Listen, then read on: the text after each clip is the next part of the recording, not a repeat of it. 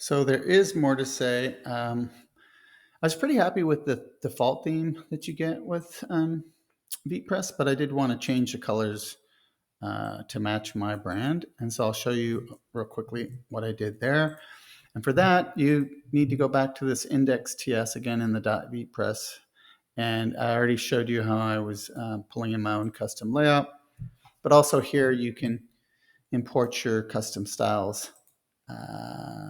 And so this style is already here. And I might have deleted this, but it stems from boilerplate that came with Vitepress, and then the custom stuff. So I was kind of figuring this out as I went. I don't think I did much to this file. I might have commented out their code here. Yeah, so this is this main hero button right here where it says Markdown examples. And I think they had this is like pink and blue or something. So I wanted to make it my agnostic primary and light blue, kind of riffing off what they already did. And so since this stuff is really deeply integrated into the node module that runs this, I needed to use their variables, but that was easy enough to do.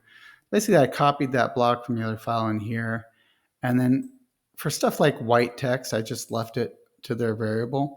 But I did want the brand blue to be my agnostic primary. And so that's something, you'll do something similar here. And then with the brand overrides, these are different.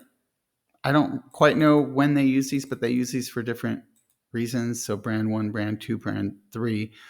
I tried doing AG primary dark, and I just decided to map them all to primary.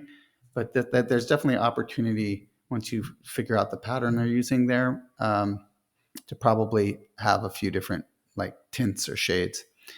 And then what I did was I have these like utility classes that I like to use, and they were included in AgnosticUI version 1, but I basically just dropped them in. I think they're like, what is that, like 60 lines of code. It's kind of like Bootstrap or Tailwind, but just, I don't know. I needed to at least lay out the page. And where are we at on time? Oh, we got a lot of time. So that is what I'm doing there. And then when you go to see how I'm actually using that, you can see MBE4 is like margin block and 4. And then MIE2 is margin inline and 2.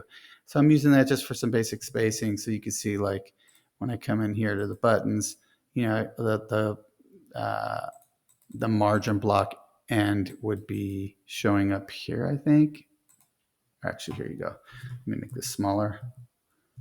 Yeah. Right, so this is, you see, margin block end. So this is just something I'm doing for myself. I haven't decided whether I'm going to add this to AgnosticUI. I had it in V1, but a lot of people are just coming with Tailwind or want to do something like what I just did. So I'm not sure.